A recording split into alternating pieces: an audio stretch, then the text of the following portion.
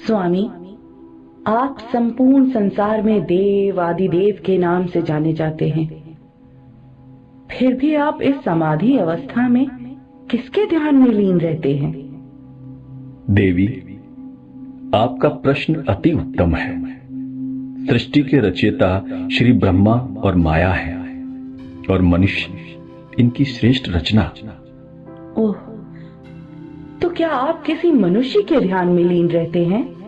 निश्चय ही देवी, मैं श्री विष्णु के अवतार मर्यादा पुरुषोत्तम श्री राम के ध्यान में लीन रहता हूं।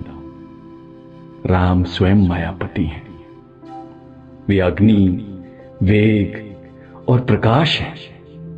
आकाश की भांति अनंत और मंत्र स्वरूप होकर स्मरणीय हैं। स्वामी, आपको सभी महाकाल के नाम से जानते हैं, फिर भी आप किसी मनुष्य का नाम जपते हैं। ऐसा क्यों स्वामी? ऐसा इसलिए कि असीम होते हुए भी जिन्होंने अपने आप को सीमाओं में रखा, माया के चरम सच्चिदानंद, जगत के रजो तमो व सतो गुणों में सर्व समर्थित, अपनी मर्यादा के कारण देवताओं के भी आराध्य हैं। श्री रामचंद्र रघुकुल नंदन लीला हेतु पुरुषोत्तम है, इसीलिए वो मेरे आराध्य हैं। आपकी इन बातों ने मेरी जिज्ञासा बढ़ा दी है। मुझे श्री राम की पूरी कथा बताइए। मैं उनकी सब लीलाओं के बारे में जानना चाहती हूँ। और मुझे ये भी बताइए कि किस कारण से श्री हरि विष्णु ने मनुष्य रूप धारण किया। देवी, मेरा मत तो यह है कि मन, बुद्धि और वाणी से श्री राम की विवेचना नहीं की जा सकती, किंतु ऋषि, मुनि और वेद श्री राम के बारे में जो कुछ कहते हैं और जितना मुझे समझ में आता है वो सब मैं तुम्हें कहता हूं। जब जब धर्म की हानि होती है और नीच अभिमानी राक्षस बढ़ जाते हैं, तब तब वे कृपा निधान भांति भांति के रूप धारण करते हैं और दुखियों की पीड़ा हरते हैं। इस कथा का आरंभ होता है जब रावण ने अपने दोनों भाइयों विभीषण तथा कुंभकर्ण के साथ वर प्राप्त करने के लिए ब्रह्मा जी की तपस्या की। वो देखो।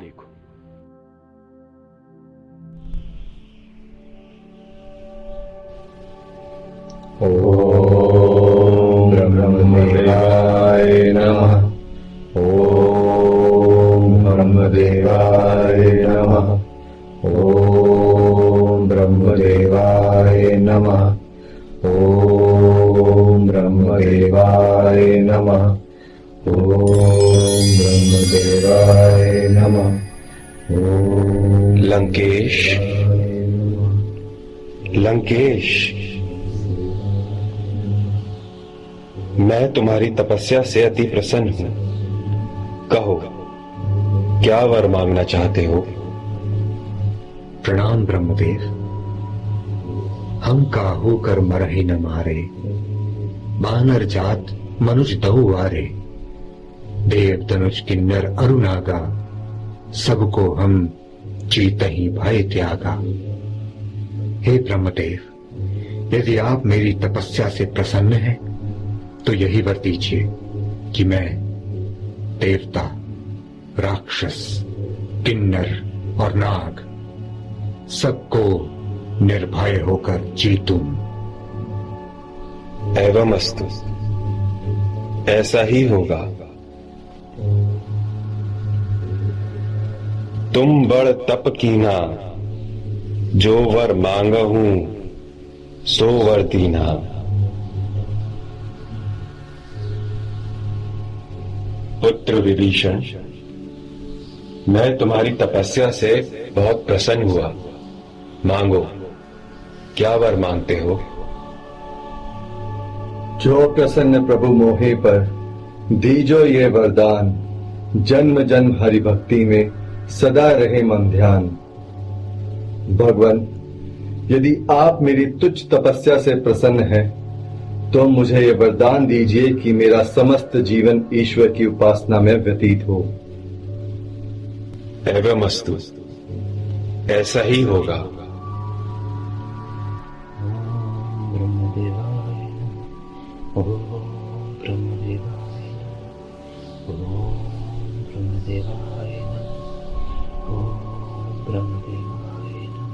पुत्र कुंभकर्ण, पुत्र कुंभकर्ण, मैं तुम्हारी तपस्या से बहुत प्रसन्न हुआ। मांगो, क्या वर मांगते हो? ब्रह्मदेव, नमो नमः, नमो नमः। ब्रह्मदेव, ब्रह्मदेव, ब्रह्मदेव मेरी तपस्या से प्रसन्न हो गए हैं। क्यों ना मैं इनसे इंद्रासन मांग लूं। ये मुझसे इंद्रासन मांगना चाहता है। देवी सरस्वती, इसका कोई उपाय करो। जो आज्ञा दे। ब्रह्मदेव, ब्रह्मदेव, यदि आप मेरी तपस्या से प्रसन्न हैं, तो आप मुझे निद्रासन दे दीजिए। एवमस्तु, ऐसा ही होगा। नहीं, प्रभु नहीं, प्रभु मुझे क्षमा कीजिए। प्रभु मुझसे घोर अपराध हो गया। प्रभु मुझसे गलती होगी। प्रभु मैंने निद्रासन नहीं। प्रभु मुझे क्षमा कीजिए। प्रभु मुझे क्षमा कीजिए। प्रभु मुझे क्षमा कीजिए। प्रभु मुझे क्षमा कीजिए। प्रभु मैंने ये क्या मांग लिया? प्रभु मुझे क्षमा कीजिए। प्रभु ब्रह्मदेव, मुझे क्षमा कीजिए। ब्रह्मदेव, ये मेरा भाई, ये अबोध बालक है। इससे भारी भूल हो गई है। ब्रह्मदेव, यदि ये सोता रहा तो इसका जीवन व्यर्थ हो जाएगा, और हम सब आपके मानस पुत्र हैं। ये कैसा अन्याय होगा? ब्रह्मदेव, इस पर कृपा कीजिए और इस वर को निष्फल कर दीजिए। पुत्र रावण, मैं अपने वर को निष्फल तो नहीं कर सकता, किंतु हां, ये कुंभकर्ण केवल 6 माह तक सोएगा और एक दिन जागेगा और खाता रहेगा। जो आज्ञा ब्रह्मदेव, जो आज्ञा ब्रह्मदेव। कल्याणस्तु।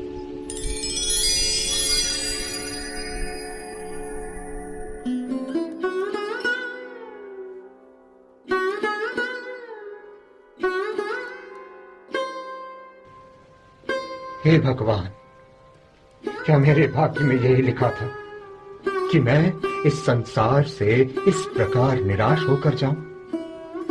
सूर्यवंश की समाप्ति का कलंक का टीका क्या मेरे ही मनहूस माथे पर लगना था? प्रभु, आपके भंडार में तो किसी वस्तु की कमी नहीं, परंतु ये मेरा ही प्रारब्ध है। महाराज, आप चिंतित जान पड़ते हैं। कृपया मुझे भी कुछ ज्ञात हो। दुखी यूं हो रहा मंत्री, मुझे ये शोक भारी है। कहूं मैं सखा तुमसे, दशा जैसी हमारी है। अवस्था आ गई चौथी, नई संतान देखी है। नहीं कुछ होने की आशा, व्यथा ये मोह पे भारी है। दुखी यूं हो रहा मंत्री, मुझे ये शोक भारी है। मंत्री जी, अब मेरी चौथी अवस्था आ गई है, किंतु अभी तक कोई संतान नहीं हुई। राज्यभार किसके ऊपर छोड़ूं, यही चिंता मेरे मन में व्याप्त है। महाराज, आप जैसे धैर्यशाली और प्रतापी राजा को इस प्रकार व्याकुल होना शोभा नहीं देता। अपने कुल पूज्य गुरु वशिष्ठ जी को बुलाकर उनकी सम्मति ले लीजिए। ठीक है मंत्री जी, तो शीघ्र ही शीघ्र ही गुरु वशिष्ठ जी को बुलाइए। जो आज्ञा महाराज। द्वारपाल, द्वारपाल। जी महाराज। गुरु वशिष्ठ जी को बुला लाइए। जो आज्ञा महाराज। एक बार भूपति मन माही, भय गलानी मोरे सुत नाही। गुरु ग्रह गयु तुरत मही पाला, चरण लागी करी विनय विशाला। गुरुदेव प्रणाम। गुरुदेव आयुष्मान भव। बता दो मुझको बीतुए राजन, तुम्हारे दिल में मलाल क्या है? हुआ है चेहरा उदास क्यों है? कहो तबीयत का हाल क्या है? तुम्हारी ये देख कर हालत, हुए हैं छोटे बड़े निराश। तुम्हारे दिल पे एकाएक ऐसा, बताओ आया ख्याल क्या है? बता दो मुझको राजन। आपकी ये हालत देखकर तमाम राज्य सभा का दिल बैठा जाता है। हर एक अपने विचार के घोड़े दौड़ा रहे हैं। महाराज, कहिए कि आपके चेहरे पर ये उतार चढ़ाव का क्या कारण है? कृपया करके शीघ्र बताने का कष्ट कीजिए। गुरुजी, यूं तो हर प्रकार की ईश्वर कृपा है, परंतु यही एक चिंता मेरे मन में व्याप्त है। अब आयु का अंतिम भाग भी व्यतीत होने जा रहा है, परंतु अभी तक मैं अपनी असली दौलत से खाली रहा।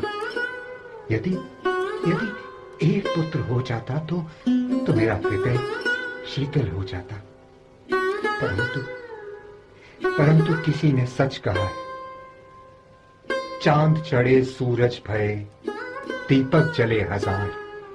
जिस घर में बालक नहीं, वो घर निपट अंधियार।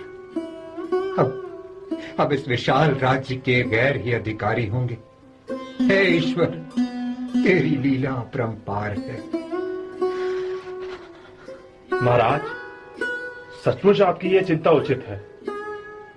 वह घर नहीं, बल्कि एक तरह का शमशान है, जिसमें कोई बालक खेलता हुआ दिखाई ना देता हो।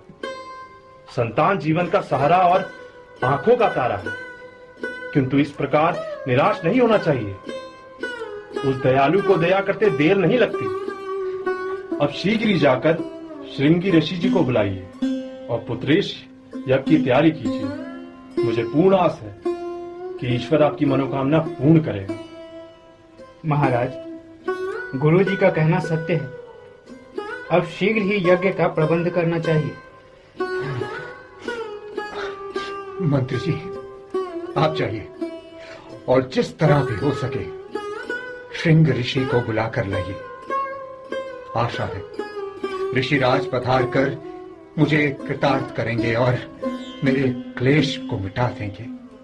महाराज की आज्ञा शिरोधार्य है।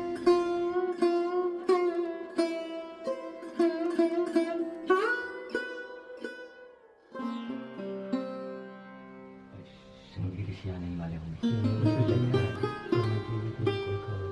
राजन बहुत दिनों से चिंतित लग रहे हैं। पता नहीं क्या होगा, मुझे भी समझ में नहीं आ रहा। मंत्री जी को गए बहुत दिन व्यतीत हुए, परंतु अभी तक लौट कर नहीं आए और ना ही कुछ खबर ही भेजी।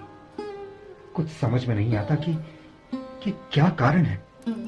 मालूम नहीं श्रृंग ऋषि मिले भी या नहीं। यदि मिल भी गए हो तो उन्होंने आना स्वीकार भी किया या नहीं। वास्तव में मुझे ही जाना चाहिए था। मैंने ही भूल की जो स्वयं नहीं गया। महाराज प्रणाम। महाराज, मंत्री जी श्रृंग ऋषि के सहित द्वार पर पधारे हैं। दास को खबर देने यहाँ भेजा है। आज्ञा हो तो उन्हें बुला लो। क्या श्रृंग ऋषि जी पधारे हैं? हाँ महाराज, द्वार पर विराजमान है। बहुत अच्छा, मैं स्वयं उनके स्वागत के लिए चलता हूँ। राजन, मैं भी श्रृंग ऋषि के स्वागत के लिए चलता हूँ। जी गुरुदेव, बहुत अच्छा। आइए आप भी चलिए। आइए गुरुदेव।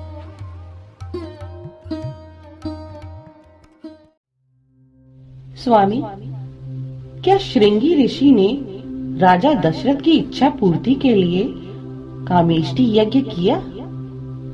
अवश्य किया। अब भक्तिपूर्ण आहुतियों से प्रसन्न होकर अग्निदेव हाथ में दिव्य खीर का पात्र लिए प्रकट हुए और दशरथ से कहा, तुम्हारे हृदय में जो विचार था वो सिद्ध हुआ।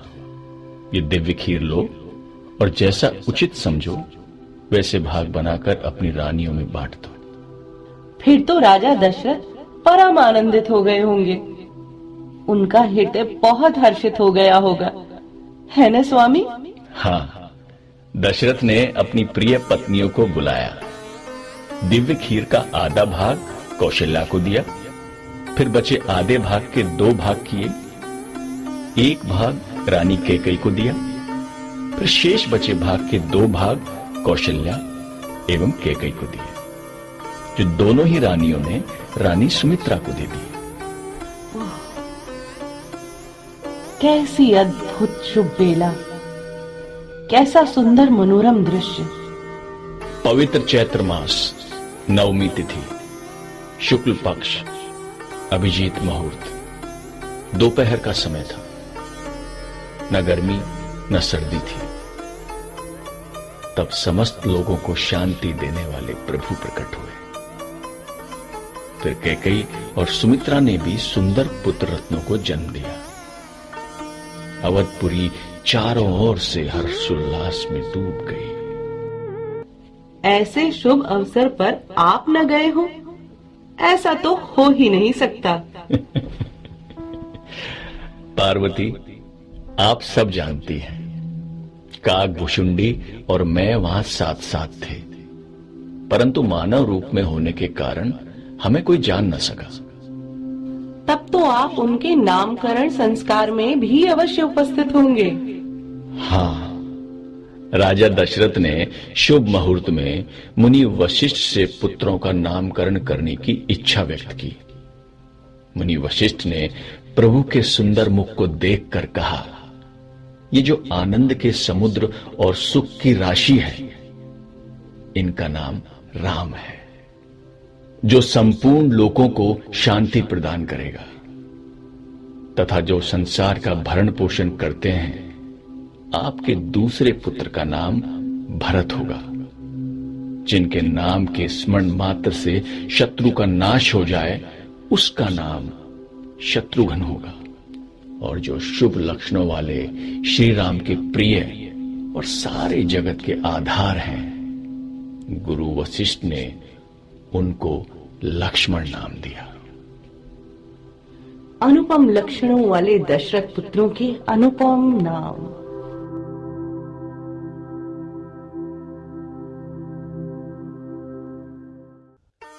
आप सुन रहे थे 5 एलिमेंट्स थिएटर के कलाकारों द्वारा प्रस्तुत जय सियाराम लीला, जिसे स्वर दिया है राखी चौहान मेहता, राहुल आमट, गौरव देवगन, हरीश सैनी, नीरज सिंह, नितिन बुरा, साकेत उपाध्याय, मयंक गुलाटी एवं मानव मेहरा ने। जय सियाराम।